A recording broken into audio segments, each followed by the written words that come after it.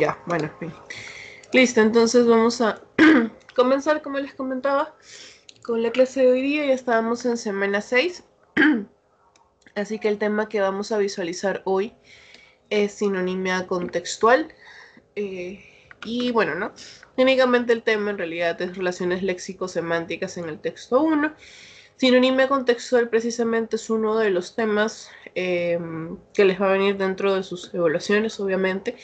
Dentro de los textos, recuerda que es la pregunta 2 o 3 a veces de las 5 que tienen por cada texto, ¿no? Para encontrar el sinónimo de una palabra que esté ya en negrita dentro de su texto. Sin embargo, la sinonimia se divide en dos, pues, ¿no? La contextual y la lexical. Así que voy a colocarlo por acá, de todas maneras, por si acaso. Sinonimia contextual y también hay sinonimia lexical. La diferencia, en breves palabras, es que la contextual depende mucho de lo que una oración antes y una oración después se te estén mencionando, depende mucho del sentido del texto, por lo que el sinónimo que tú vas a encontrar en tus alternativas no necesariamente va a ser el sinónimo directo que tú ya sabes de por sí que tiene una palabra X, sino vas a tener que ajustarlo de acuerdo a cómo se te presenta en un contexto, ¿ya? A diferencia de la léxica, que pues ese es el sinónimo directo, pues nos te van a preguntar, no sé, pues, ¿no? El sinónimo de X palabra y tú no tienes que pensar en nada más que su sinónimo directo, sin considerar absolutamente nada, sino directo, nada más. Sin embargo, donde más fallan ustedes es en esto, pues, ¿no?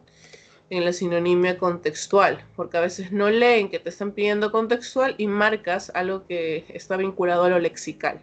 Ahorita vamos a ver por acá en la teoría qué más se nos está mencionando. Te dice, consiste en determinar el significado similar de una palabra o expresión, perdón, en el texto sobre la base del contexto lingüístico y pragmático. O sea, ¿qué quiere decir eso? En base a lo que se dice en tu lectura. Eso.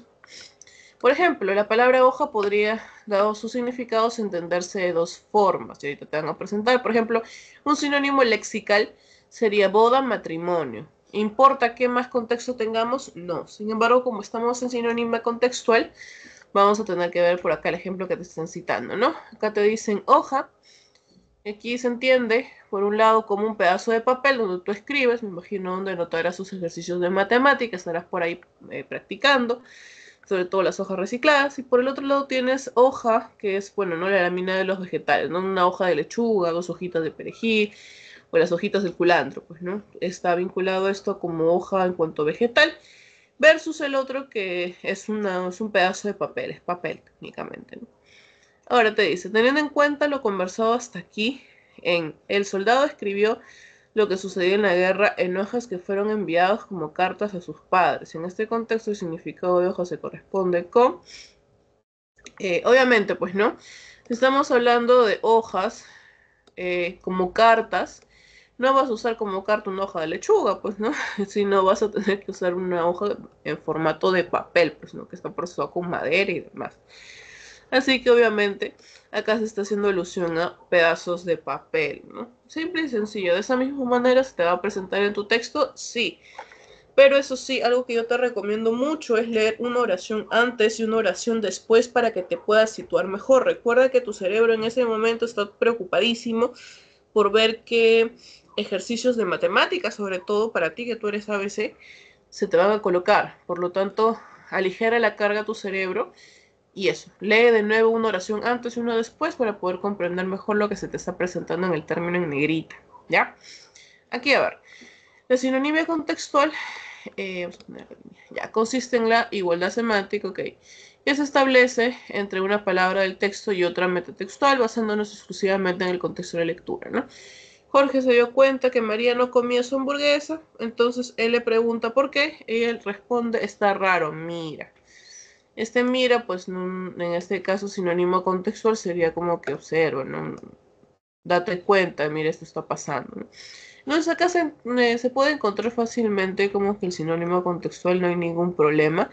Y recuerda una vez más, si te dicen contextual, tienen que darte un contexto. Y el contexto es tu texto, ¿ya? Al menos el día de hoy lo que vamos a ver son al inicio ejercicios de un par de oraciones nada más para que tú practicas rápidamente y ya después tenemos los textos de rutina, que es lo más normal. Recuerda que en el curso de habilidad verbal lo que hacemos técnicamente son lecturas con un par de ejercicios arriba para que más o menos te vayas introduciendo en el tema y de ahí ya estás, ¿no? Que sería ya la evaluación directa de las lecturas con las 5 preguntas que tranquilamente te pueden venir en tu examen, en tu primer examen, o si no en tu examen de admisión en marzo. Igual te planteo las dos posibilidades porque tú sabes que pueden pasar cosas, así que el examen de marzo obviamente también es una opción para ti, no estás menos preparado que el resto, más todavía, estás mucho más capacitado, ya, y no es para sentirte mal. Ok, en este caso te dice, ¿no? Es prueba, saborea. Claro, en este caso lo están enfocando un poco más hacia el hecho, hacia el contacto que van a tener con la hamburguesa. Y bueno, ¿no? Aquí, con un sinónimo contextual. Acá está. Observa, claro, prueba, saborea, dedícale un tiempo a testearlo. Sinónimo contextual. Te dice también, recuerda que en la sinónimo contextual las palabras iguales o similares que pueden ser intercambiadas pertenecen a la misma categoría gramatical. Ya, profesor, acá tiene que ver algo el lenguaje, mucho, ¿ya? Mucho, mucho. Mira, acá tenemos sustantivo, sustantivo, verbo, verbo, ya, o sea, presta atención a tu curso de lenguaje, por favor. Ya a estas alturas me imagino que sabes identificar los sustantivos, cuándo es, no sé, pues no colectivo, individual, propio, impropio y demás. Así que vamos a ver acá en los ejemplos. En el concierto hubo mucha gente, en el concierto hubo muchas personas. Ahora, ¿por qué acá se pone hubo y no hubieron? Ya, eso es algo que también tú tienes que estudiar porque probablemente te venga un ejercicio sobre oraciones que de repente están bien o están correctamente escritas o no. Ojo, mira, esta oración está bien dicha, dice acá hubo. Ya, listo, entonces, vamos a ver, gente es un sustantivo, personas también son sustantivos, por lo tanto, se pueden reemplazar fácilmente. Por el otro lado, en el caso de los verbos, tenemos los políticos deben soslayar las críticas. O sea, deben de rechazar, deben de evitar. ¿No? Los políticos deben evitar las críticas. Este término de acá, soslayar, es uno que se repite mucho en los textos de habilidad verbal. ¿Eh? Así que si es que no lo has notado, si es que no te has dado cuenta, ya te voy avisando. El significado de soslayar, o bueno, el término soslayar aparece mucho dentro de las preguntas de habilidad verbal, no solamente en los textos, sino también en las preguntas. Por lo tanto, ya tienes que saber más o menos su sinónimo para que lo puedas, de una vez, pues, ¿no? Darle o comprender el sentido en el que se está apuntando una oración o un texto en sí, ¿ya?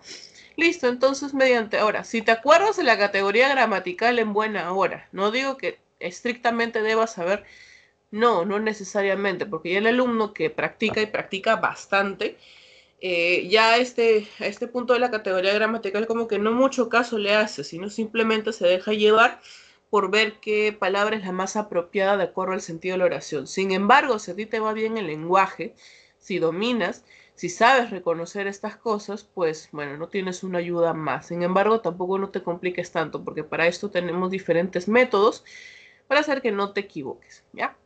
Listo, continuamos por acá. Dice, analice el siguiente texto, determine la sinonimia contextual de los términos en negrita. El Instituto Nacional de Estadística, bueno, INEI, informó que en el año 2023 se recogieron 146 casos de feminicidio en el Perú. A propósito del último que ha habido, ¿no, chicos?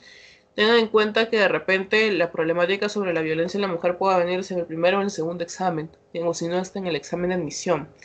Y ahorita estamos otra vez en una subida de casos de feminicidios que, bueno, no están poniendo en alerta al país, ¿no? Sobre todo las chicas. Tengan mucho cuidado, por favor. Listo. En el periodo comprendido entre 2015 y 2023 se contabilizaron 1.191 casos, donde el mayor número fue en el año 2018 con 150 víctimas.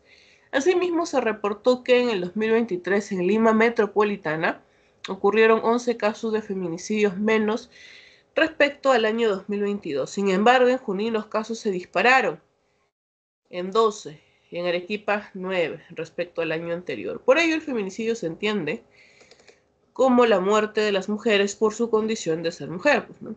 en el contexto de violencia familiar, coacción, hostigamiento o acoso sexual, abuso de poder, confianza o de cualquier otra posición o relación que confiere autoridad a la persona agresora, y en toda forma de discriminación contra la mujer, independientemente de que exista o haya existido una relación conyugal o de convivencia con la persona agresora. Bien, hasta ahorita lo que han hecho es, bueno, no darnos un poco de datos sobre qué está ocurriendo con los feminicidios en el Perú, localizarnos en un par de lugares, como el caso de Lima Metropolitana, Junín, Arequipa, y al final pues nos están dejando en claro cuál es la noción en sí de feminicidio, ¿no? Porque se entiende, cuál es su conceptualización. Listo. Entonces vamos a ver por acá, ¿no? El significado contextual: recogieron, dispararon y entienden. Vamos a ver acá. Claro, recogieron, se registraron, existieron, podría ser, mira, pero acá se pone en jaque algo muy importante. Usualmente se equivocan ustedes por culpa de la oralidad. La forma en cómo nosotros nos expresamos es muy básica la mayoría de veces. Utilizamos la palabra cosa o algo en vez de apuntar hacia lo específico, pues, ¿no? Entonces, por culpa de nuestra oralidad, a veces no identificamos las palabras que se deben emplear correctamente para una situación determinada. En este caso, existieron, podría ser, pero el que es mucho más apropiado, incluso por un lenguaje formal, por un lenguaje un poco más alturado y más apropiado a la situación que se te está presentando, sería registraron, ¿no? Aquí, registrar. Dispararon, igual, no se incrementaron, pues no, ya implementaron y desarrollaron, está un poco lejos. Aquí sería el único, obviamente, incrementaron. El sinónimo contextual de entiende es se define, claro, ¿no? Como te decía, la definición, la conceptualización del término feminicidio es, y lo que continúa en tu texto, ¿no? Define. Bueno, acá debería ser 3, ¿no? Y bueno, chicos, técnicamente eso es todo. Como te digo, ten mucho cuidado. Si bien ahorita estamos viendo la sinonimia contextual, que es una de las más, es una de las más complicadas, entre comillas, ten mucho cuidado con equivocarte con la lexical. Contextual implica que entiendas lo que tu texto se te está lo que en tu texto se te está presentando, por favor.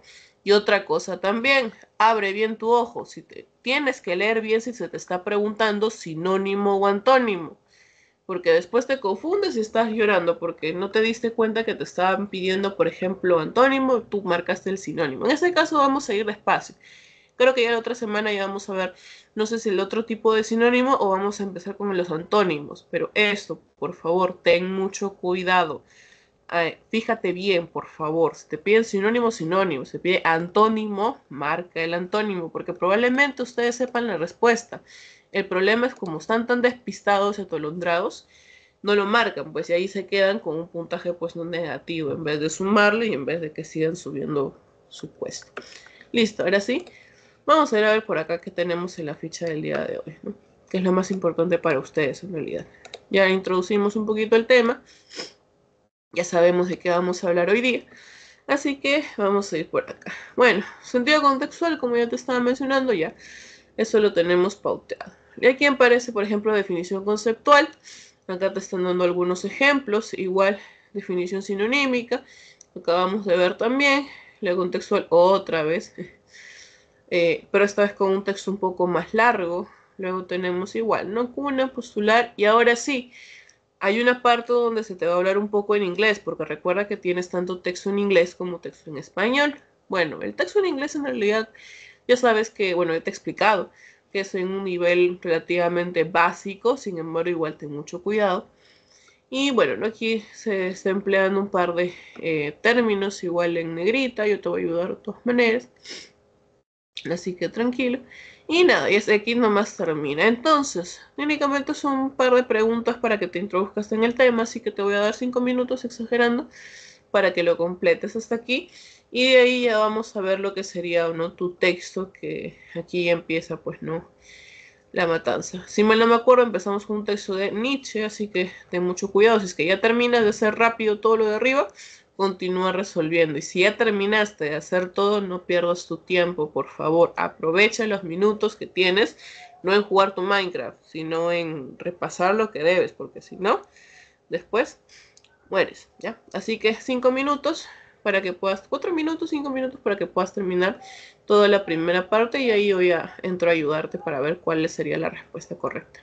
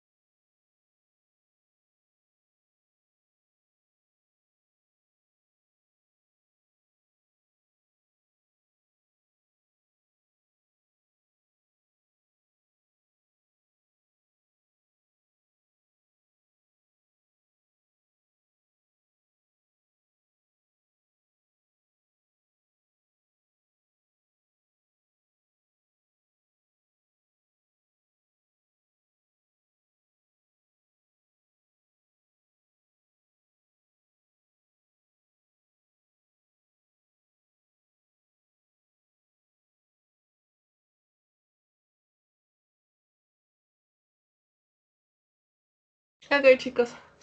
Entonces continuamos. Mil disculpas si es que escuchan la canción del Chavo. No sé, al señor de los churros se le ocurrió que era una buena idea llamar gente con la canción de los chavos, del Chavo. Así que disculpen de antemano, si es que se escucha claro. Listo, entonces vamos a ir ya por la resolución. A ver. Tenemos definición conceptual, ¿no? Consiste en definir una unidad lingüística mediante un enunciado. Ya primero vamos con la parte de la definición. Ahora, profesora, ¿me podría venir así dentro de mi examen? Sí, curiosamente, muy pocas veces se coloca esto, pero sí ha pasado en los cuales te piden la definición en sí hacia qué se está haciendo referencia y no necesariamente una palabra. Cosa que a ustedes les convendría bastante, porque muchas veces no conocen los términos a los que se está haciendo alusión. Por lo tanto, bueno, no te vas a esperanzar en que siempre venga así. Sin embargo, igual ten en consideración de que el ejercicio que estás haciendo no lo estás haciendo en vano, sino que de esa forma también puede parecer. ¿Ya? Listo. Tenemos el concepto del adjetivo inexorable. Ah, perdón. Los humanos son seres finitos. Ya somos seres que tienen fecha de caducidad. Por ello, la muerte les es inexorable, ya que tarde o temprano ello acaecerá. Listo, entonces acá tenemos las dos palabras, inexorable y acaecerá, que son, al menos acaecerá, es un término que lo pueden ver mucho más frecuente en el caso de literatura, ¿ya? A ver, de todas maneras, vamos a ver. El concepto del adjetivo inexorable es aquello que, si es que no sabes qué cosa significa inexorable, ya más o menos pues, lo que puedes hacer es tantear, pues, ¿no?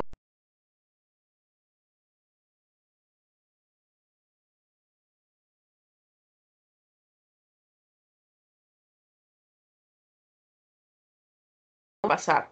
Así que vamos a ver las alternativas. No se puede describir, la descripción acá no tiene nada que ver. No se puede expresar, mucho menos, no viene con el sentido del texto. No se puede eludir rápido, no se puede evadir rápido la muerte. Mm, no tiene mucho sentido tampoco. No se puede evitar.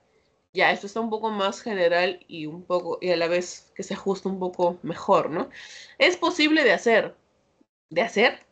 No, pues. Entonces tu respuesta en este caso sería la letra B. No se puede evitar. Luego tienes por acá el sentido contextual de acaecer. Tenemos, ¿no? Revelar pronto, finalizar algo, llegar al objetivo, llegar a ocurrir y acabar algo. O sea, de todas maneras te va a decir que la muerte se va a realizar, o sea que llegará a ocurrir, ¿ya? Así que en la número 2 sería la letra D. Simple y sencillo. Y ahora vamos por la segunda parte, ¿no? Definición sinonímica. Te dice, consiste en definir una unidad lingüística eligiendo una palabra de la misma categoría gramatical que tenga un significado afín. Ya, ahora sí acá te están preguntando por la misma categoría gramatical. Así que aquí ojo el piojo. Te dice, una vez más, ¿no? Continuemos con el mismo ejemplo. Los humanos son seres finitos, por ello la muerte les es inexorable, ya que tarde o temprano ello acaecerá.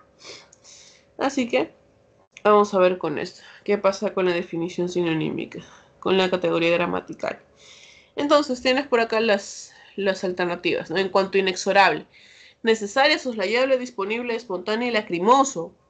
Lacrimoso al toque lo eliminas. Espontáneo, que la muerte les es espontánea.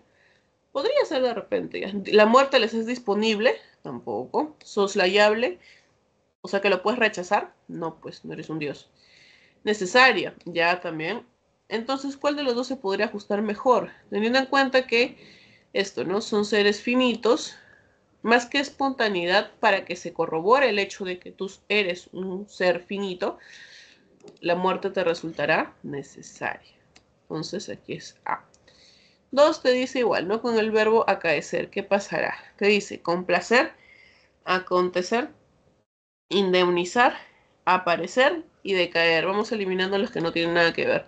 Como por ejemplo, indemnizar. Nadie te va a indemnizar con tu muerte, pues, ¿no? Aparecer podría ser. Tarde o temprano ella podría aparecer, ¿no? Puede ser. Decaer, no.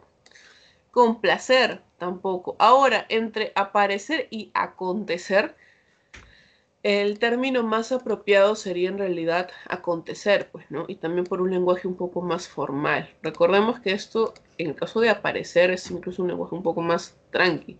Vamos a ir al lenguaje un poco más formal, más que suene un poco, claro, no más formal, por así decirlo. Y también es el más apropiado para la situación en sí. Luego continuamos por acá. Dice, aquí, ¿no? Ese tipo de ítems se basa en la definición sinonímica que se dio anteriormente, consiste en detectar, perdón, el significado de una unidad lingüística en función a la situación semántica en la que se encuentra. Posteriormente se tiene que hallar una palabra que la pueda reemplazar sin alterar el significado. Por lo tanto, el criterio de resolución es el reemplazo de la palabra en cuestión. Esto es muy importante. Por ejemplo, ¿no?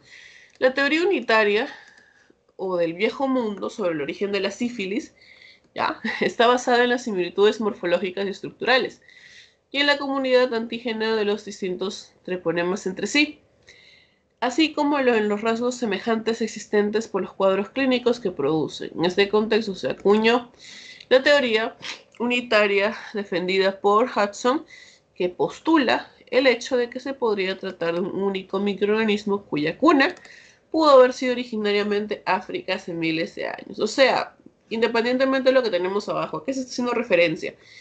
Se acuñó, o sea, se postuló, vino esta persona y dijo por primera vez que la teoría, pues, consiste en lo siguiente, ¿no? Postula, ya, por el investigador que postula, que señala, que sostiene, que expresa, que viene a defender su tesis, señalando, pues, que la cuna pudo haber sido originariamente África, o sea, el lugar donde se ha originado, desarrollado, apareció por primera vez, va a ser África hace miles de años, ¿ok? A eso se está haciendo referencia.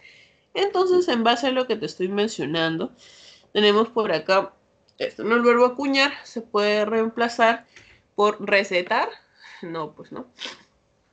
Formular, imprimir, organizar, otra vez imprimir, acá se han comido acá una palabra.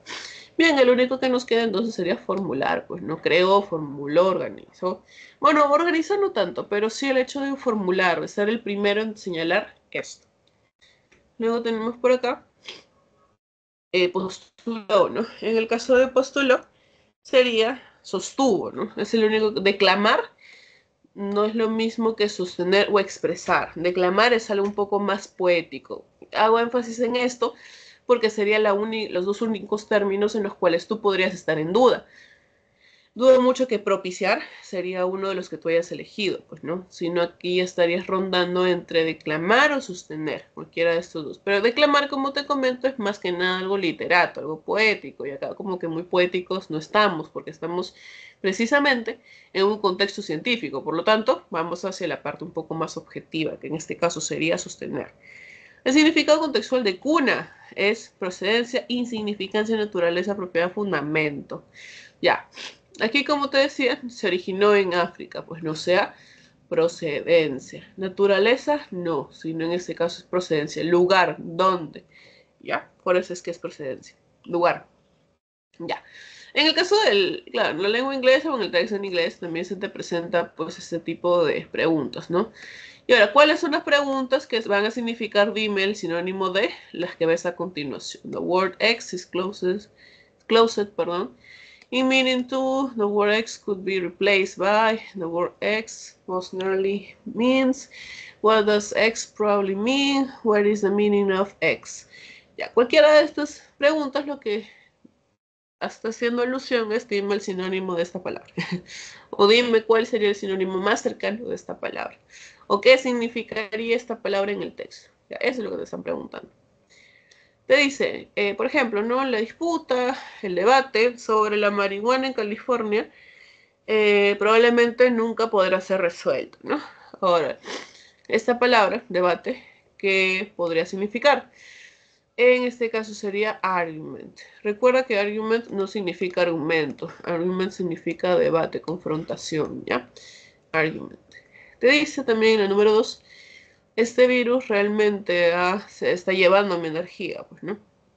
Me sentí muy cansado caminando hacia mi habitación. Espero que me mejore porque debo regresar al trabajo. Entonces, en este caso, sería, según las alternativas, claro, ¿no? Decrease, ¿no? Ha decrecido mi energía, ha reducido mi energía, está acabando con mi energía. Decrease. El número 3 dice 97 pares es un número excesivo para tener como que zapatos. Pues, ¿no? 97 pares de zapatos es un número muy excesivo, demasiado, basta. Ya, superfluous en este caso sería, como te digo, excesivo.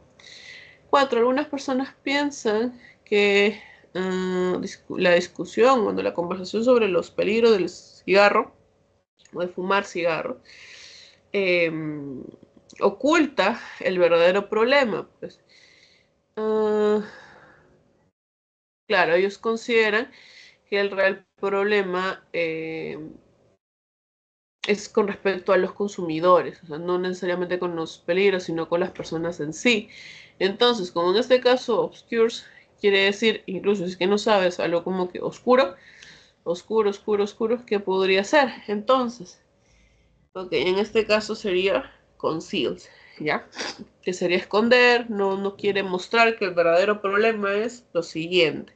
Cosa que en este caso concealed es la palabra más adecuada.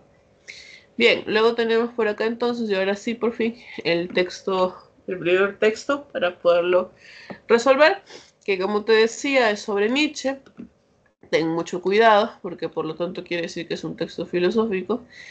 Así que nada, chicos, igual, 6 minutos para que lo puedan terminar, 5 minutos. Y si ya terminaste, por favor, ve haciendo algo importante, no sé, terminando de hacer tus ejercicios, lo que tú consideres necesario para que puedas reforzar algunas cosas, ¿ya? Pero eso sí, habilidad verbal tienes que hacerlo a la perfección, por favor, no te puedes equivocar tanto. Ya estamos en semana 6, ya tu 2 de 5, me imagino que estará subiendo 3 de 5 ya a estas alturas, ¿ok? Listo. Entonces, igual, tienes aquí unos minutos para que puedas terminar y de ahí ya vemos las alternativas.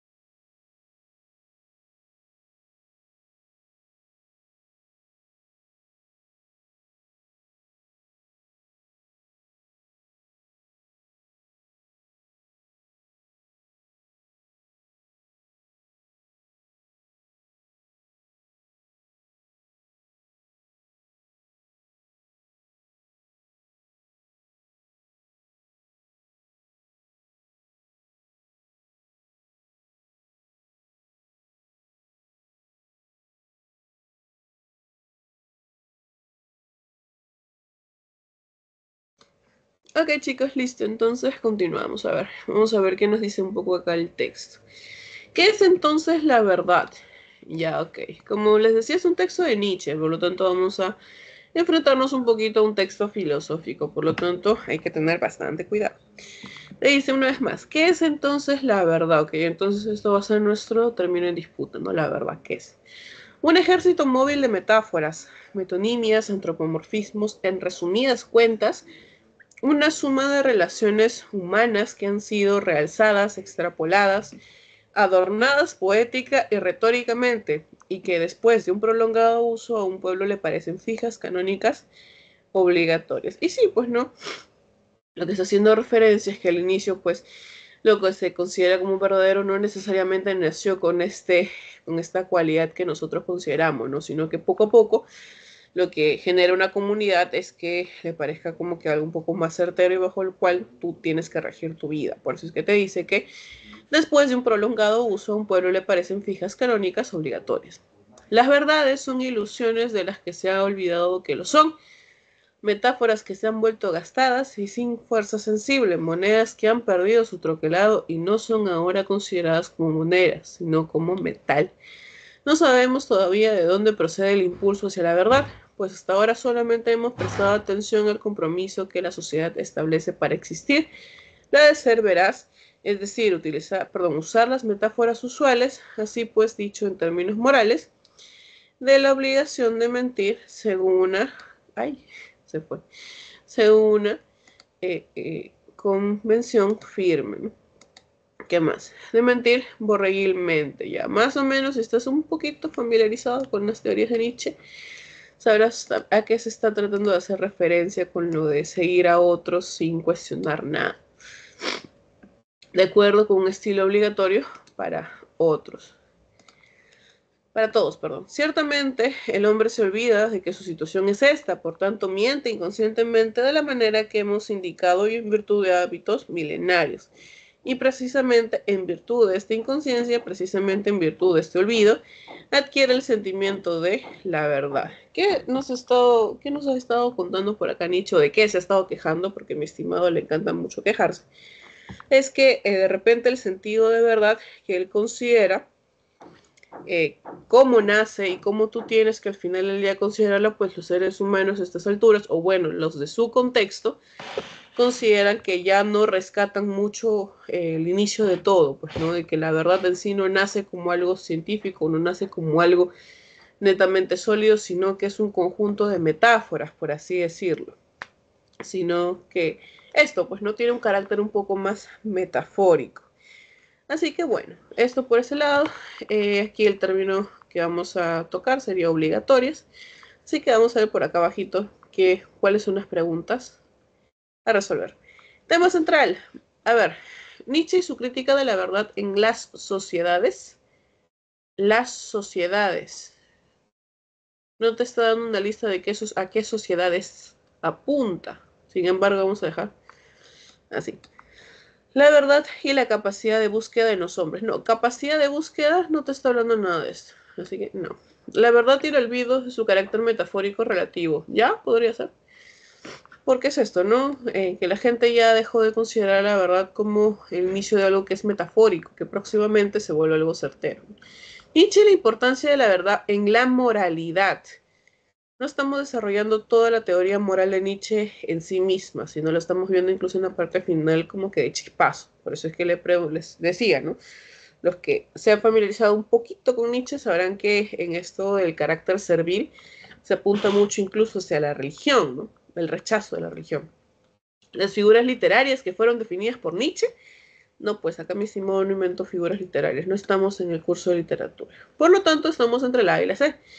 Y como no te dice tanto las sociedades, vamos a quedarnos con lo que sería la letra C.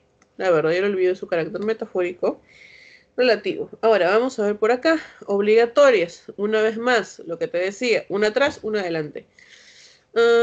Ya. Relaciones humanas que han sido realizadas, extrapoladas, y que después de un prolongado uso, un pueblo le parecen fijas, canónicas, obligatorias. Las verdades son ilusiones, las que se han olvidado que lo son. Metáforas que se han vuelto gastadas. Y ahora sí, vamos a ver. Obligatorias, ¿qué sentido podría adquirir?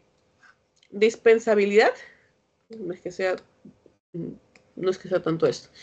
Conmensurabilidad, tampoco, es algo que te está diciendo que es algo certero, algo que lo cual no puedes mover, es algo muy objetivo.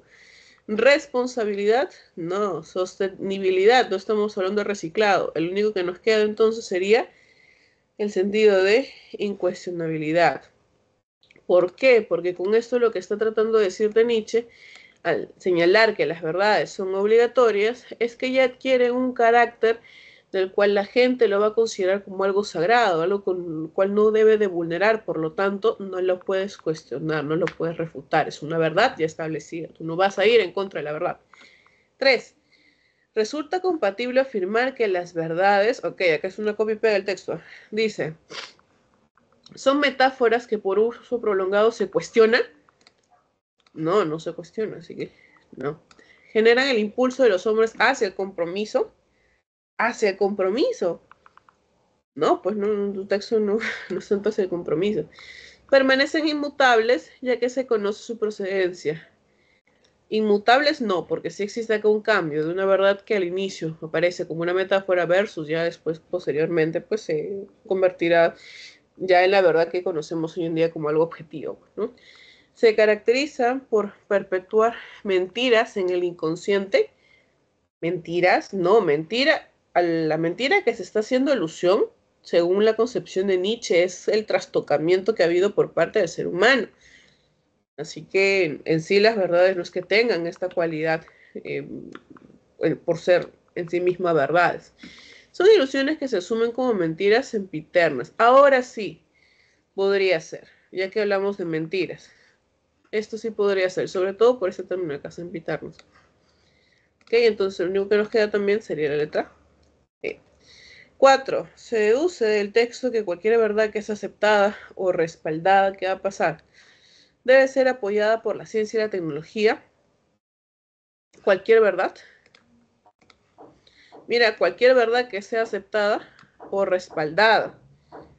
No todo verdad no quiere decir que sea netamente objetiva, y tú muy bien lo sabes, porque hoy en día tenemos verdades que no necesariamente están respaldadas por la ciencia.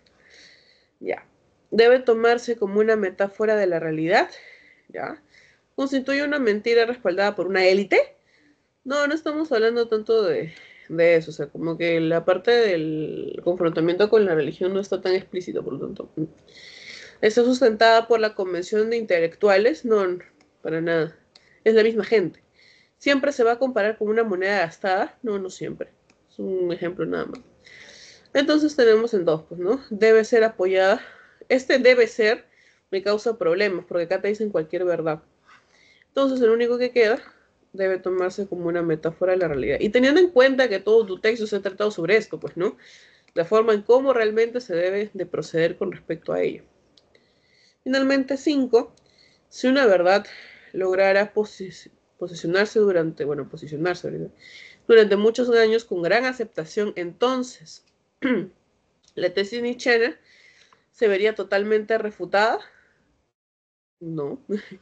Sería producto de una sólida y particular convención. No, porque si te dice que tiene gran aceptación, no solamente tiene una particular convención, es de todo el mundo. Se constituiría nada más que otra metáfora mudable. Se convertiría en una verdad absoluta en poco tiempo. Podría ser. Sería inviable metaforizarla como una moneda usada. ¿Inviable? No, todo se tiene que someter a metáforas porque en sí es una verdad. Entonces nos quedaría la C y la D. Se convertiría en una verdad absoluta en poco tiempo. A ver, verdades absolutas no hemos estado como que hablando, sino como que algo que se posicione y que la gente abraza, pero como verdad absoluta ya es un concepto un poco más radical. Por lo tanto hay que tener un poco de cuidado. Ahora, te dice la C, se constituiría nada más que otra metáfora mudable. Claro, para Nietzsche sí, pues. Es una metáfora más de lo que está sucediendo y que va a cambiar próximamente, sí, porque va a llegar otra y la va de repente desestabilizar, ¿ok? Entonces de esta manera tenemos la resolución del texto. La 1 una vez más es la letra C, la 2 es la letra B, la 3 es la letra E, la 4 es la letra B, y finalmente la 5 es la letra C. Listo, entonces por acá ya continuamos con el segundo texto, ¿no? Igual 6 minutos, 5 minutos para que lo puedas terminar y ya regresamos para ver las respuestas.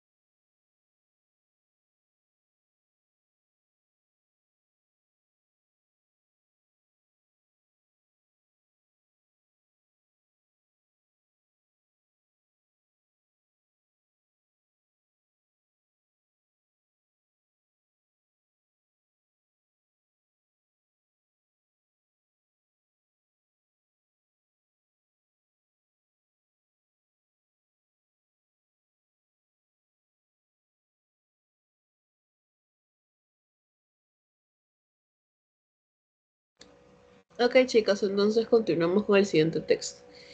A ver, nos dice, prendemos el aire acondicionado, planchamos una camisa y calentamos en la termoeléctrica agua para unos mates. Ya, ok, creo que estamos acá un poco seccionados en cuanto a Argentina, ¿no? Por los mates. Acciones como estas son cotidianas hoy en una casa promedio, pero ¿sabemos cuánta energía consumen nuestros artefactos eléctricos? En promedio el 21%. Ahora vamos a primero subrayar esto, creo que es la pregunta de rigor para poder introducir ya de por sí el tema. En promedio el 21% del consumo energético de una casa está conformado por el uso de artefactos eléctricos para refrigerar, iluminar y aclimatar ambientes. En cuanto a los electrodomésticos que más se consumen, el Ente Nacional Regulador de la Electricidad consigna que el aire acondicionado, ¿ya?, la plancha y el secador de pelo son los artefactos que mayor energía requieren para su funcionamiento.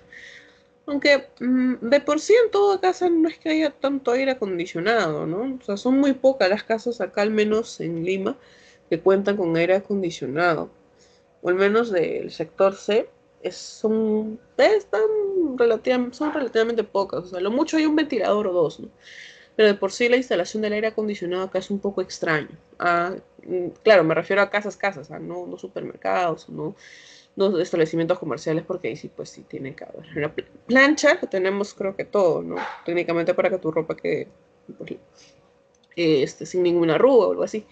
Y secador de pelo, bueno, más que nada para las chicas, ¿no? Porque los chicos también pueden usarlo, obviamente, perdón, pero no es tan frecuente igual, ¿no? El secador de cabello, porque también daña el mismo cabello, ¿no? Una buena forma de bajar el consumo de electricidad en nuestros hogares es utilizar la mayor cantidad de artefactos encuadrados en la categoría A. A ver, vamos a ver qué cosa significan los artefactos encuadrados en la categoría A. Dice, en nuestro país tenemos hasta 7 categorías de eficiencia, energética. Ya, hasta 7 categorías acá. Identificadas con barras de colores y letras en orden alfabético, desde el color verde y la letra A para los equipos más eficientes, hasta el color rojo y la letra G para los menos eficientes. Los artefactos eléctricos clase A consumen aproximadamente un 50% menos energía que los que presentan un consumo medio. Los artefactos de clase B consumen entre el 50 y 25 menos de los que presentan un consumo medio. Los artefactos de clase C consumen entre el 25 y 10% menos. A los artefactos de clase D y S les atribuye un consumo medio, los de la clase F entre 10 y 25 menos, y los artefactos de clase G consumen un 25% más de lo que presentan un consumo medio. Ok, listo, simple y sencillo, nos estamos refiriendo un poco acá hacia cómo tenemos que ahorrar, ¿no? O sea, cuáles son los artefactos que van a tener un consumo menor, ¿no?, de energía eléctrica. No creo que tanto el contexto es así todo acá, pero igual vamos a revisar a ver qué cosas nos dicen. Ok, no tenemos por acá el HTTP, pero de todas maneras, dice, mayores consumos energéticos en nuestro hogar. Okay. 35% calefacción, 14 agua caliente sanitaria, 9 piloto, 8 cocción, 13% heladera, 6 refrigeración, 3 iluminación, 11% otros. O sea, el que se la lleva técnicamente sería la calefacción, sigue agua caliente, continúa heladera, continúa otros, de ahí piloto, cocción, refrigeración y por último tenemos por acá iluminación. Así que vamos a ver por acá las preguntas que tenemos ahorita para resolver. El texto dilucida principalmente que la mayoría de acciones cotidianas en casa requieren energía eléctrica. Acciones cotidianas en casa.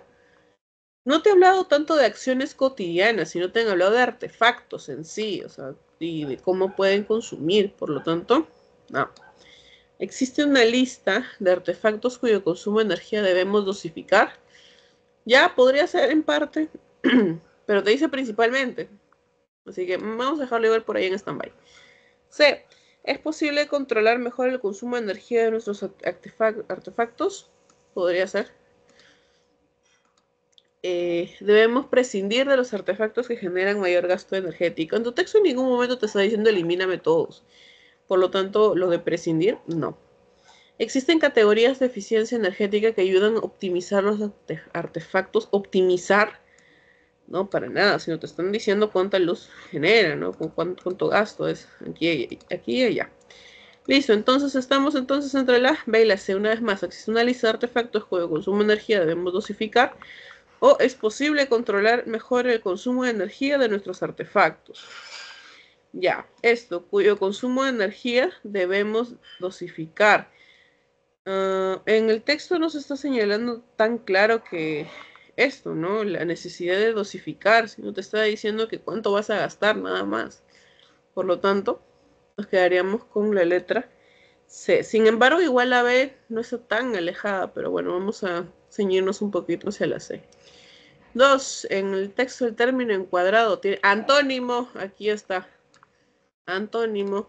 Prendemos las alertas. Antónimo contextual de. Ten cuidado, si has marcado sinónimo, no sé. Te ahorcamos. Te han pedido antónimo contextual de. Ok, entonces, en el texto lo que te están diciendo es lo siguiente, ¿no? Los que están, aquí está, es utilizar la mayor cantidad de artefactos encuadrados en la categoría, o sea, pertenecientes a la categoría A, que se encuentran dentro de la categoría A. Ya con eso hacen referencia por encuadrado. Por lo tanto, si sabemos que encuadrado en el texto significa que se incluye, pertenece, está dentro, esto como sinónimo. Ahora vamos a ver el antónimo, porque es lo que te están pidiendo.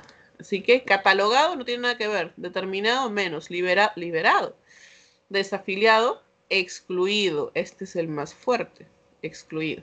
¿Okay? Por lo tanto sería 2 la D. 3. Con respecto a los mayores consumos energéticos en nuestro hogar, resulta falso señalar que, mayores consumos energéticos en nuestro hogar. Falso. Ya, tenemos entonces en la A. La calefacción es el artefacto que más consume energía eléctrica. Aquí está haciendo... sí, está haciendo alusión ya, como pensaba, a la infografía. O sea, nos vamos a enseñar un poco a ella, ¿no? Y te dice por acá que la calefacción más consumo, sí, ¿no? Se encuentra acá en primer lugar. Por lo tanto, está bien. Pero nos piden lo falso, así que... está bien. Por lo tanto, acá. La refrigeración junto con el piloto consume más que el agua caliente.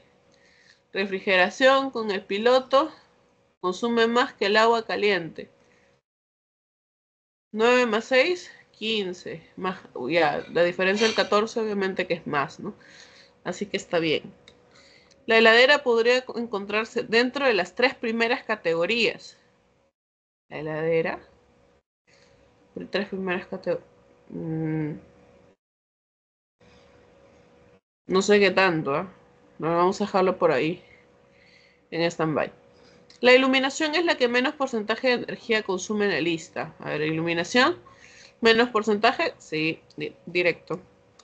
Ninguno de ellos podría enmarcarse dentro de la barra de color verde. A ver, barra de color verde. Desde el color verde la letra A para los equipos más eficientes. De color rojo.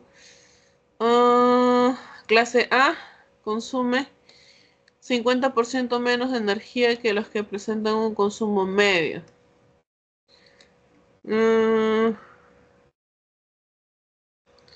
Consumo medio. Podría decirse que sí, porque en realidad no se encuentran con 50% o algo por el estilo. Por lo tanto, vamos a dejarlo como que sí.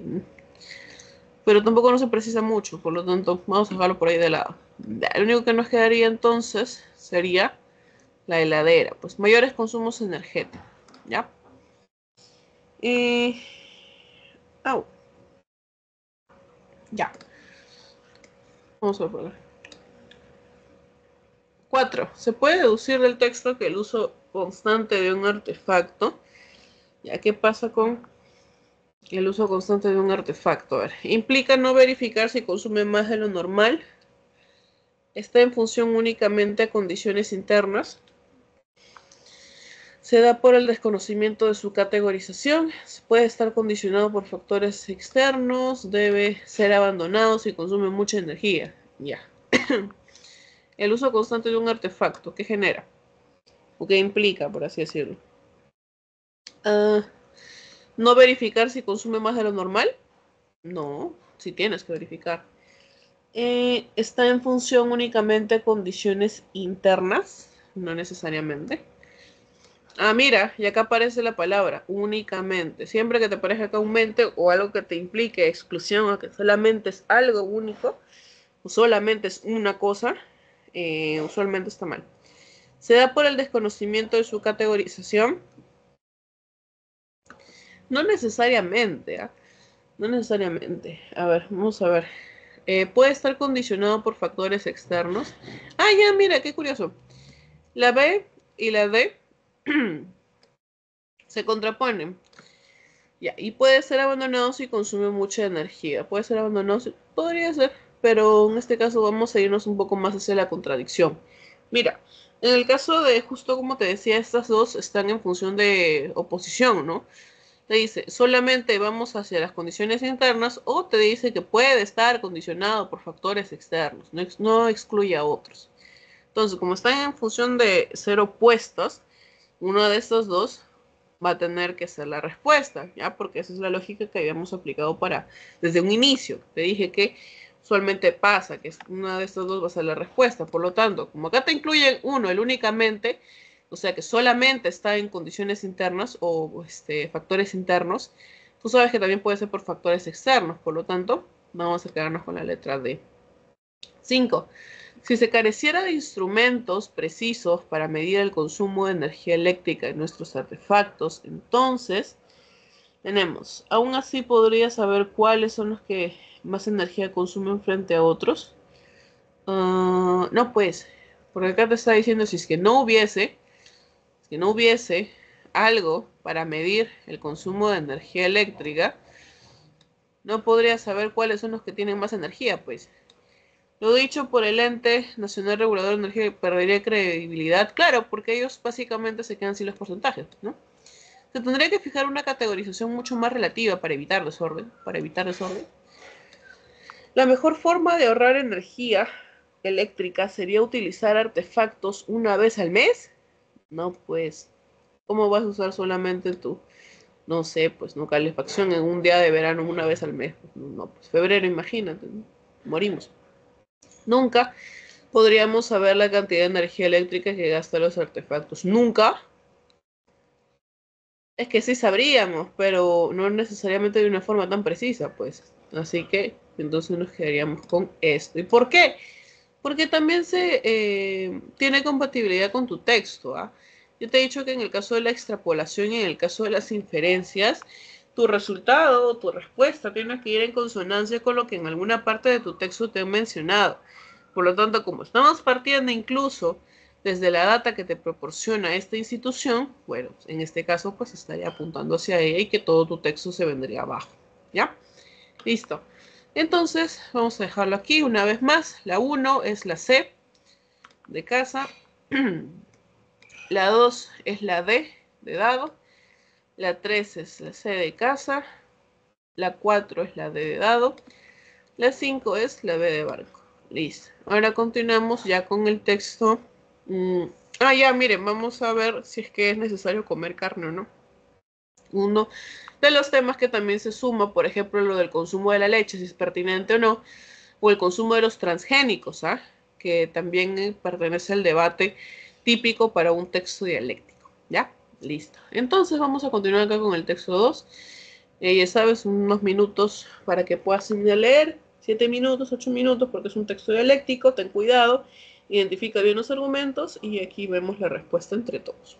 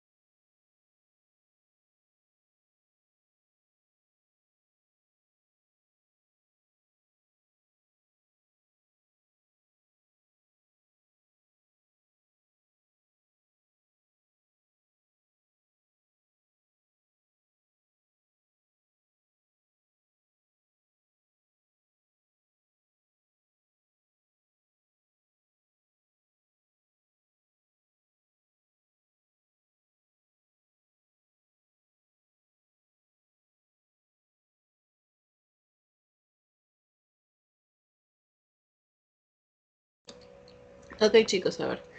Tenemos entonces, como les decía, vamos a evaluar si es que cuáles son los argumentos en cuanto a la postura, me imagino, a favor y en contra de el consumo de carne, ¿no? Por el ser humano. Así que vamos a ver. ¿Qué nos dice el texto A? El cuerpo humano requiere de 8 aminoácidos esenciales que no puede generar por sí solo y que necesita obtener alimentándose. Ok, entonces partimos por esta data. No puede generar por sí solo, sino que a través del alimento. La carne presenta esos 8. Ok, entonces vamos a ir de repente por una postura que sí, ¿no? Mientras que los alimentos de origen vegetal únicamente tienen 7. Una de las razones fundamentales por las que médicamente se ha recomendado comer carne. Ya.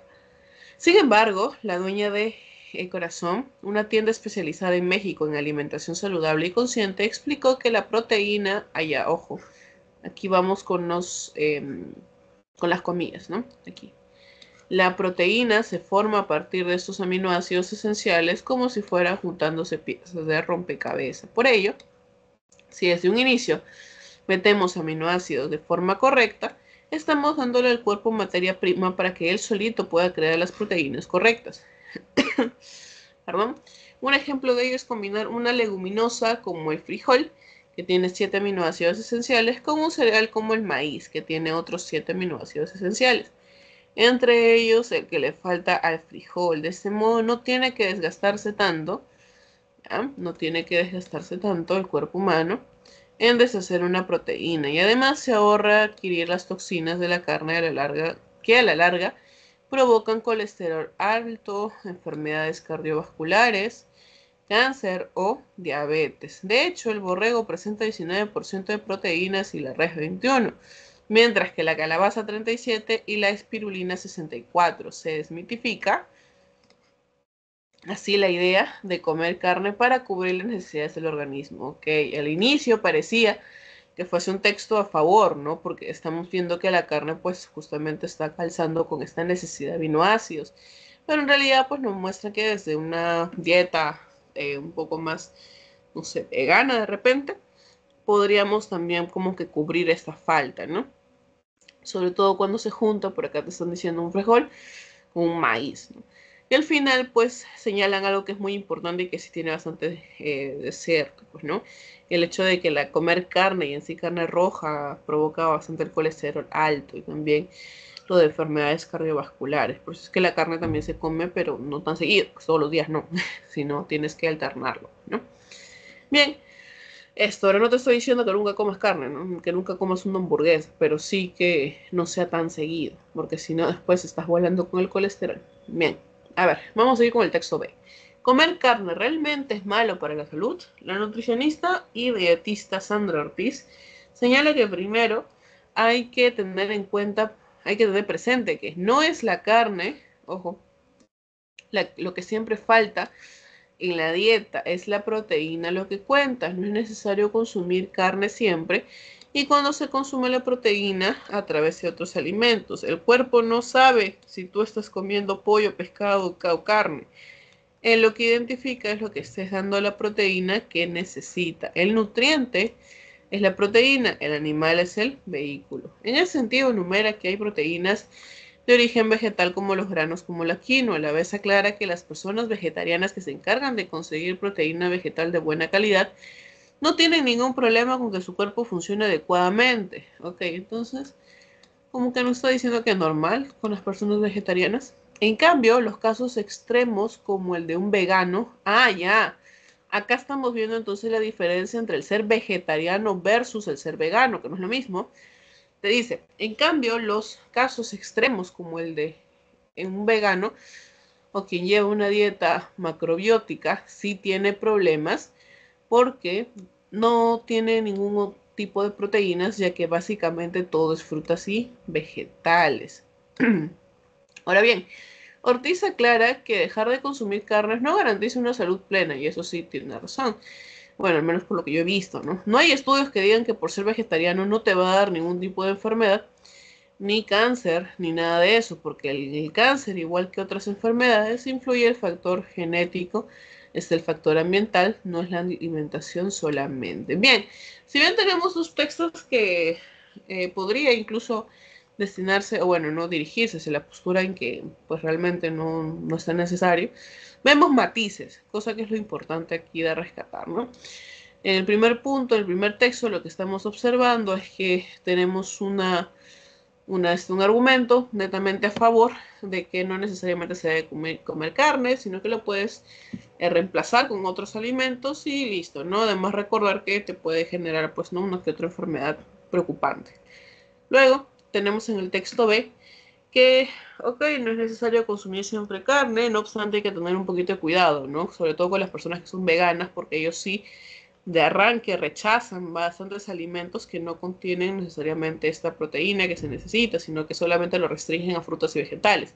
Por lo tanto, como que acaba de haber un desbalance. Además, que el hecho de, no sé, pues no sumarse a esta dieta que es un poco más extrema, no quiere decir que te vuelvas extremadamente saludable también, sino que de todas maneras puedes contraer enfermedades o puedes desarrollar enfermedades mismo, porque no necesariamente todo depende de la alimentación, sino también por ahí te dicen el factor genético, claro.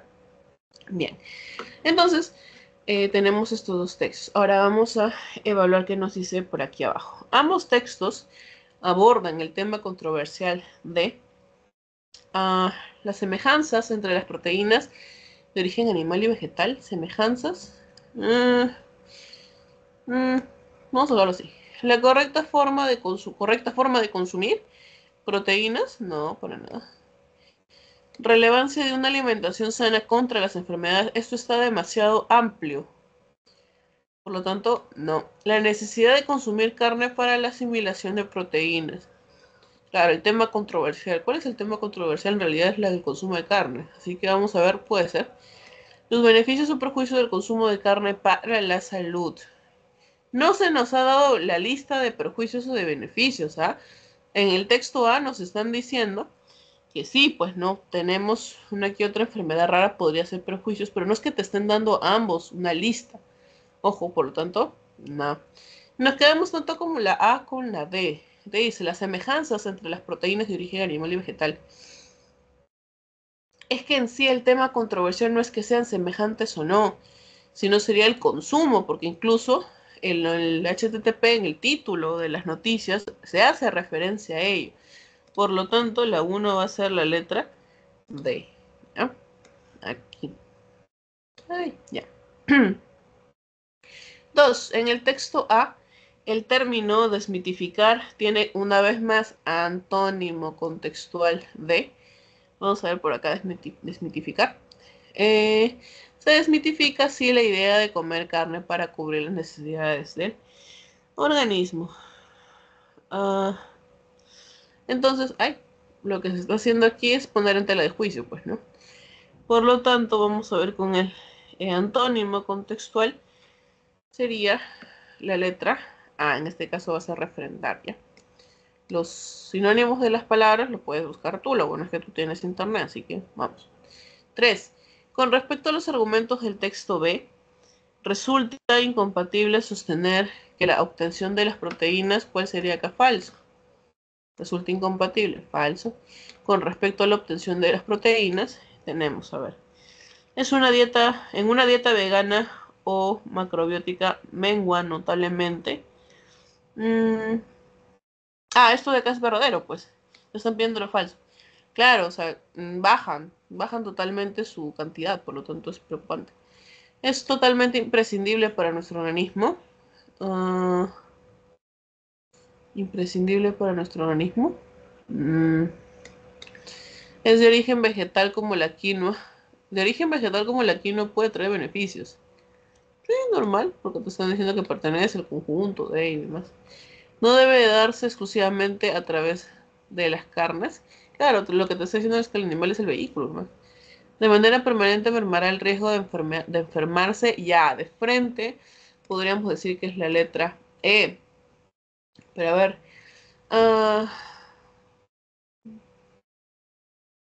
Ya, sería entonces como te digo la letra E, ¿ya? Porque lo que te está diciendo, tu texto está resaltando al final sobre todo, es que no quiere decir que no te vayas a enfermar nunca, si no puede pasar. Y acá lo que te está mencionando es, de manera permanente mermará, o sea, ya va a eliminar el riesgo de enfermarse. Ahora, lo que me preocupa un poco es la letra B. Es totalmente imprescindible para nuestro organismo.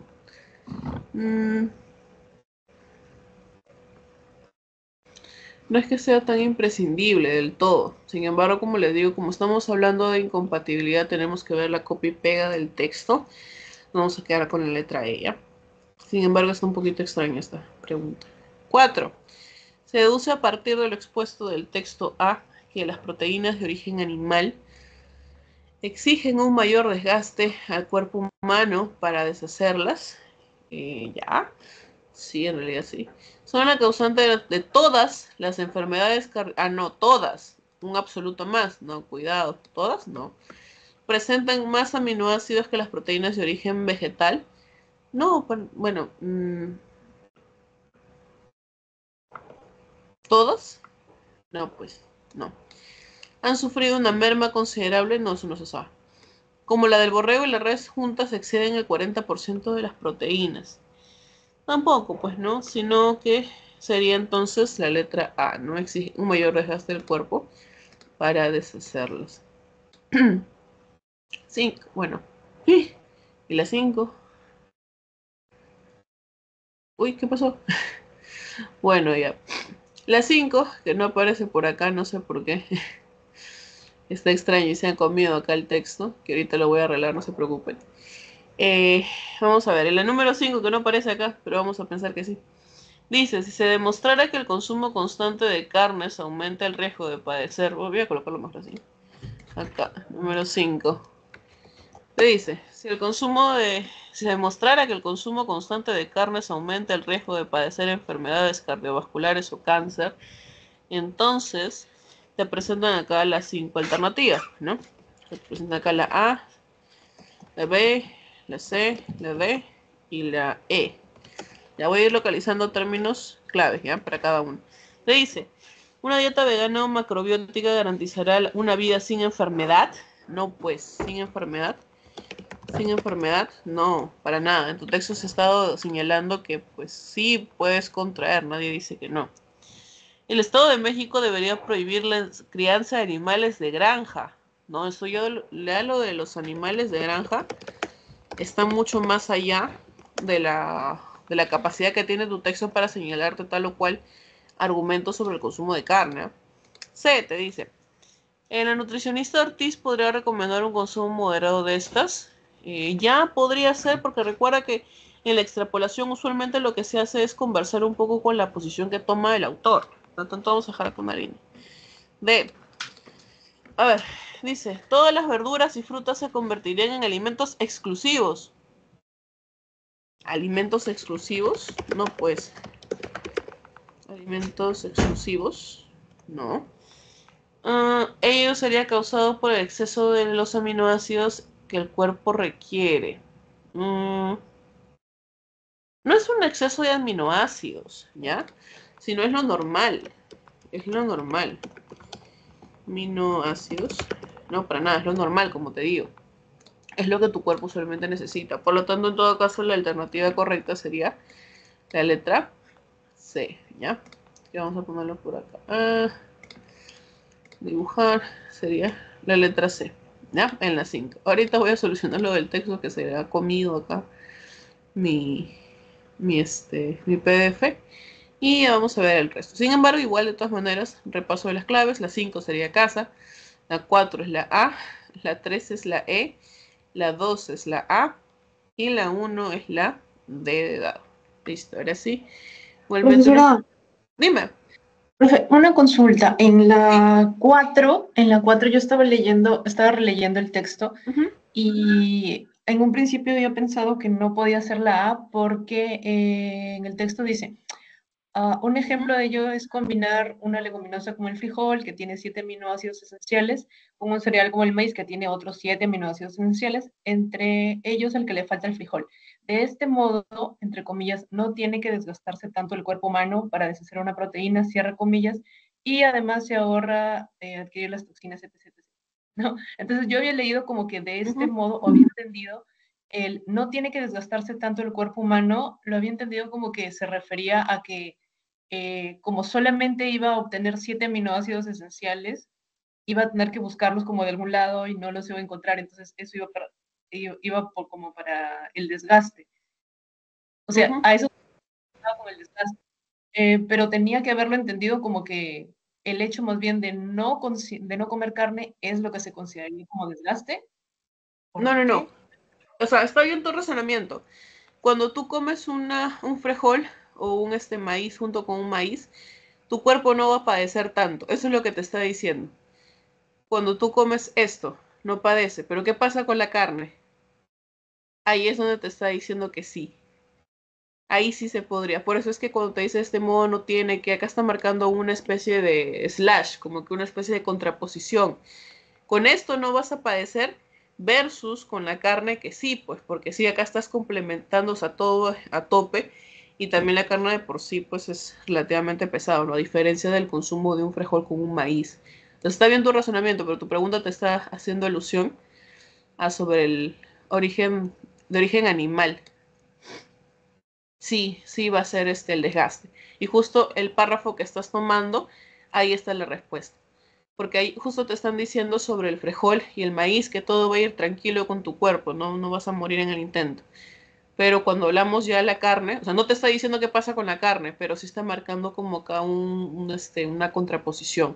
Lo que tú puedes deducir es que ya cuando se trata de la carne, pues sí va a haber bastante esfuerzo por el cuerpo al momento de quererlo procesar. ¿Ya? A eso está haciendo referencia. Ok, ok, ok, gracias. Ok, no hay ningún problema. Chicos, igual unos minutos, por favor, para traer el texto que no sé por qué se lo han comido, pero bueno, ahorita lo voy a traer a colación. Bueno, lo voy a incluir en el PDF. Ya denme unos minutos, porfa, en lo que van terminando de ver los demás textos.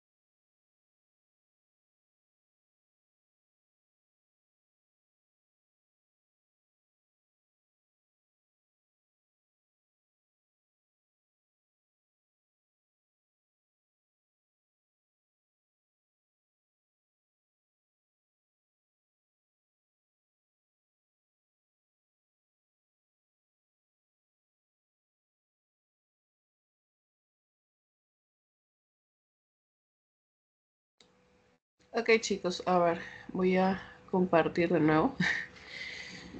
Porque no sé qué le ha pasado, no sé por qué se han comido acá el texto. Pero bueno, ya acá tengo el otro PDF para poderlo resolver. Listo, entonces, por acá tenemos, ya vamos a hacer lectura rapidito porque quedan 10 minutos, menos mal, para que te vayas a almorzar. Bien, tenemos por aquí entonces esto, ¿no? La superioridad racial del europeo esgrimido como argumento para revitalizar la leyenda de la conquista del Perú, brotó en el siglo XVI, pero es en el XIX cuando cobró verdadero valor. Morton sostiene que las cabezas de los indígenas comunes del Perú acusan un claro índice de estupidez. Wow. El estadounidense Loomis, por su parte, afirma que el solo hecho de haber estado el Perú poblado por indios es una prueba palmaria de su inferioridad total. Es decir, para este estudioso, los incas fueron incapaces de construir un reino y forjar una alta cultura. Lo de siempre, chicos. Para comprender lo que fue, acá tenemos una cita, ¿no? De Loomis. Para comprender lo que fue la conquista del Tahuantinsuyo, es menester realizar un esbozo del Perú. O sea, vamos a describir un poco qué cosa era Perú, ¿no?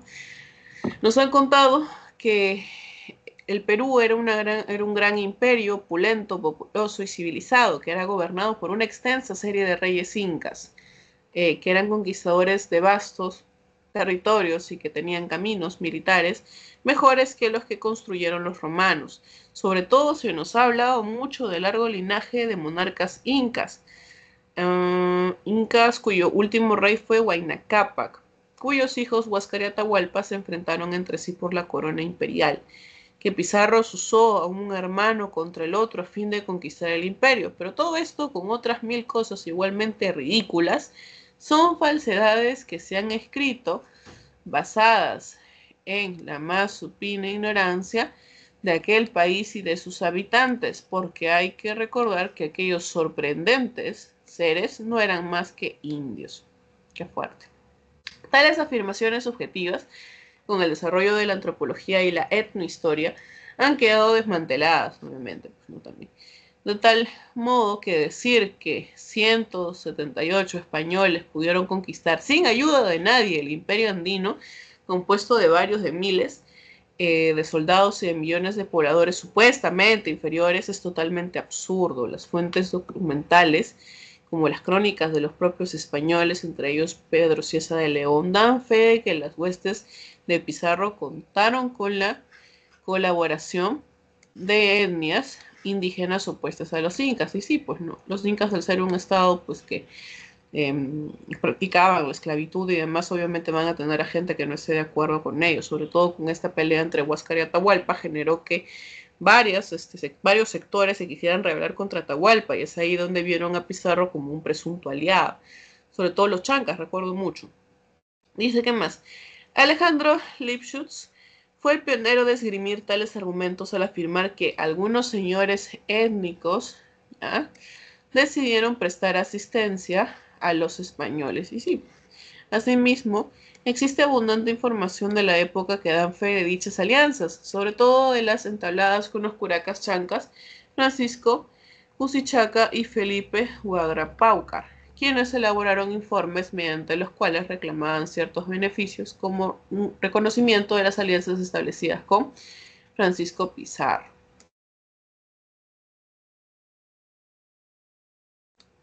Bien, entonces tenemos eso, ¿no? De Espinosa, la destrucción del imperio de los incas. Ahora sí, vamos a ver por acá, entonces ya las preguntas. No ha sido un texto complicado, ha sido un texto de historia. ¿Se acuerdan que el semana 1 les dije, no? Puede ser que vengan texto de historia aquí, así que no se sorprendan. Bien, entonces, tema central, ya. Tenemos lo siguiente, ¿no? A ver acá, tema central. La etnohistoria como una disciplina auxiliar de la historia. ¿Qué? Etnohistoria no, pues. El talento militar del Marqués de Lima, Francisco Pizarro. Tampoco, ¿no? O sea, a ver, sabemos que sí tuvo relativamente talento al momento de hacer la estrategia, pero no, pues. No. ¿Dónde surge acá la divergencia? La causa de la caída del imperio incaico por los españoles, la trascendencia de las crónicas, Para nada, no nos hemos enfocado en sí en las crónicas o su validación como fuentes históricas, no se la está contando como una herramienta más. La generalización de la visión idealizada del imperio incaico no es que sea tanto una visión idealizada, no se está criticando de repente esta excesiva, de repente puesta a favor, sino todo lo contrario, sino ver cuál fue la causa y qué tanto, o sea, a qué se debió, ¿no? Si es que eran realmente, pues, no personas que eran muy inferiores, o si es que era lo contrario. Por lo tanto, en la 1 va a ser la letra C. 2. En el texto el término sorprendentes. Ay, sorprendentes. Bueno, ustedes tienen su texto, ya no lo voy a revisar de nuevo, porque ahorita se me va a mover todo. Entonces, ahora marcamos ironía, ¿ya? Con nota, además es con notación, cuidado. 3. Del hecho que los españoles contaron con la colaboración de etnias indígenas contrarias a los incas, podemos inferir que todos los indígenas estuvieron obligados a apoyar a los peninsulares. Todos, ¿te acuerdas? Cuando hay todos, nunca, nadie, uno, ninguno. Cuidado. Dicha colaboración fue proficua, o sea, beneficiosa a la logística bélica de los españoles, claro, pues los ayudaron a ganar. Refrenda la tesis de la supuesta inferioridad racial de los indígenas. No es que tanto la llegue a refrendar, ¿eh? Sino que, o sea, más se direcciona a la B. Existen fuentes documentales que testifican de manera fehaciente. A ver, sobre la veracidad o no de las crónicas, todavía no nos ha dejado claro el autor. Lo está contando por ahí como un argumento más, pero no te está diciendo que necesariamente porque te lo mencionan ahí sí o sí vas, no, sino que es un argumento más a la tesis que de por sí ya está siendo elaborada con un poco de más, no sé, no argumentos o fuentes a donde poder rebuscar. Los curacas chancas y sus indígenas hicieron las veces de mercenarios. De mercenarios. O sea, sí podría ser, porque al final el momento de ayudarlos y demás, pero ya se está yendo mucho más allá. O sea, si te das cuenta, el punto de colisión serían estos dos, la letra B, pues, ¿no? Y el hecho de decir que los ayudaron a los españoles, y de ahí de repente una segunda derivación podría ser la letra E. Pero en este caso nos vamos a quedar con la letra B. En la 4 tenemos lo siguiente. De los argumentos que plantean la superioridad que los europeos como causa de la conquista del imperio incaico, es compatible señalar que estos se basan en, ya, superioridad de los europeos como causa de la conquista. Se basan en las crónicas, en las ciencias naturales, en egregios antropólogos, sesgos anticientíficos o en comparación con Roma. Claro, pues no, el único que nos queda es esto, pues porque te hablan de una superioridad racial. Eso no tiene nada de científico hoy en día. Si te das cuenta que alguien venga y te diga que racialmente yo soy superior a ti porque soy europeo, pues lo que vas a hacer tú es reírte, pues no tiene nada de sentido ya traer esos argumentos a colación. En su tiempo eran relativamente creíbles, pero no, pues no. Finalmente, en la 5 tenemos lo siguiente. Si no se conociera la existencia de los informes presentados por los curacas chancas, Francisco Cusichaca y Felipe Huagrapaucar, es posible que, aún así, la existencia indígena sería irrefutable. ¿Por qué? Porque es un argumento más. No es que quiera decir que todo está basando en eso, no. De todas maneras, sí habría motivos para señalar que sí tuvieron asistencia indígena, los españoles. Bien, ok, esto es un texto cortito. En inglés vamos a pasar directamente con las claves, ¿ya, chicos? Ustedes lo resuelven, lo leen, por favor. Igual les voy a dar acá las claves para que lo completen entre ustedes. Acá la palabra es esta, la que vamos a discutir en todo caso. Bien, en la número 1 tenemos cuál es la principal intención del autor. Sería la letra D. ¿De? La 2 sería la letra A, Prosper. La 3 sería la letra B, hace referencia a factores naturales. 4 sería la letra E, desaparece en la mayoría de estados americanos. Y la 5 sería la letra C. ¿Ok? Listo, entonces una vez más, 5C, 4E, 3B, 2A y 1D. Y listo, chicos. Entonces terminamos el día de hoy el curso y también su clase. Ok, cuídense por favor, vayan a descansar, coman algo por favor, vayan a dormir. También duerman a sus horas, coman por favor, no mueran en el intento, cuiden su hígado y su apéndice. Chao chicos, nos vemos la próxima semana.